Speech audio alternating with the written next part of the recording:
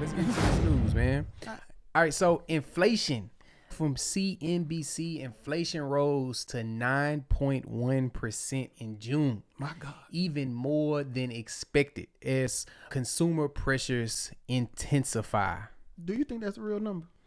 I always think whatever the number they give us is higher than it. What J. Cole say? You got to multiply it times 3? Yeah. Whatever the number is higher. So about 27.3. Yeah. You know what I'm saying? The CPI, Consumer Price Index is when they take, household goods and services and they see how much the price has risen, right, month to month. The projecting was, they knew it was going to go up. They projected it was going to be 8.8%, but it beat projections. Right. 9.1% that they reporting. Yeah, so this is the highest increase since the 80s and is led by food and energy. It says the energy prices surged from 7.5% on the month and were up 41% over the past 12 months. Up 41%. Now, when they say energy, that includes gas. Right. Gas is a part of that. And so the gasoline prices increased 11%, which is up almost 60% over the past year. My. Yeah. And going from gasoline, that you also know that with that comes groceries because they need to transport the groceries to the store, which is going to affect the price as well. So groceries is also one of the main areas that's up.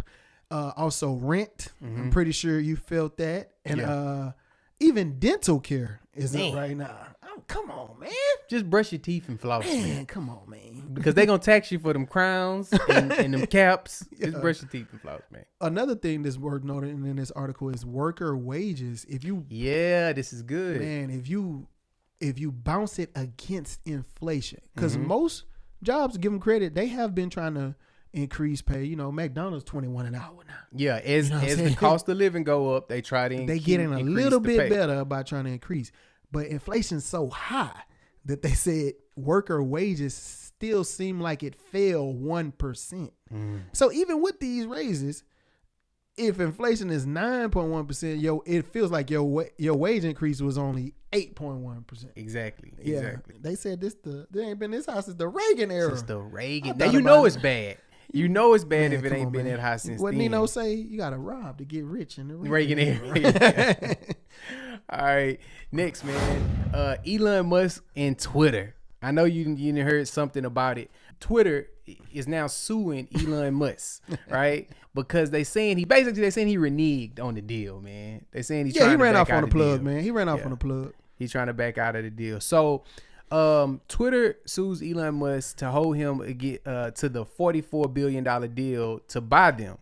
But Musk claims that Twitter violated the deal agreement by failing to provide the information he requested about their spam accounts. He basically want to know how much of this is product and how much of this is sticks and seeds. Man, you gave me a dummy brick. Yeah, that's what and you mad because I ain't come back with the consignment? Yeah. You know what I'm saying? Yeah, that's what he's trying to see. So just a little background information. It's a $44 billion deal that's going on, right?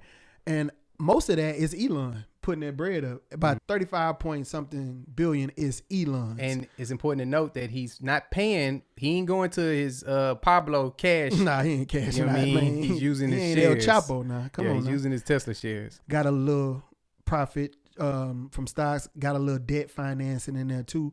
And last week, he said, hey, man, I just want to terminate this deal. It ain't working out for me, man. I just want to walk away from that. Well, not only did he say the spam account information wasn't given to them, but also he said when it comes to hiring and firing of employees, and Elon wants them to keep the top executives at Twitter, but then rearrange the hiring and firing. And Twitter, in the meantime, has let some people go and things like that because Elon's a whale. So when you make news like this, bro, it's going to shake some stuff up. Right, of course. So that affected the stock price. Then Twitter talking about, hey, man, Elon jumping bad. Because he a whale and everybody looking at him following, he got all these followers, he can literally drop our stock price. Right. You know what I'm saying? Right. By putting out this bad faith. Right. In the deal. You see what I'm saying? Yeah. And so Twitter is saying that all the stuff he's saying he backing out on, he knew about it already. Right. They said that he said initially this deal was favorable. The terms were favorable to him, and now he's bagging out. And they also say he missed the meeting. They say he missing meetings. We told you we were gonna talk about this, Elon, but you ain't come to the meeting, Jack. Yeah, and they also say they think he just don't want to face the market downturn. They say stuff's starting to look bad, and he getting scared. He trying to take his ball and go home.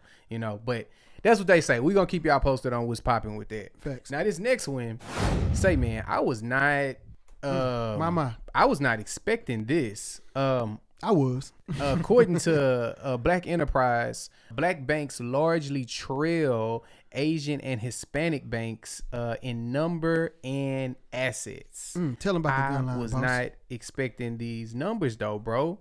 So the research was done by the mid-year 2022 Minority Bank and Thrift Review by Creative Investment Research. The numbers say 19 black-owned banks had $7 billion in assets, which is 2%.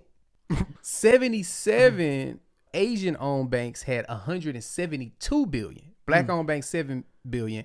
Asian-owned banks $172 billion, which is 51%. And then 33 Hispanic-owned banks had $141 billion, which is 42%. Yeah. One thing to notice about this, the article mentions something that's key. It says the Asian banks and the Hispanic banks are getting help when native people from their native countries are showing support through that banking system. Yeah.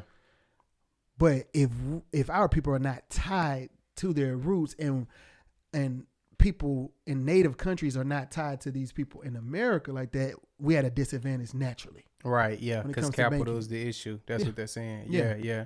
But on a positive note, assets in black-owned banks have grown in recent 2 years since the homie Floyd situation and since COVID situation. So it is trending up. We just have a long way to go.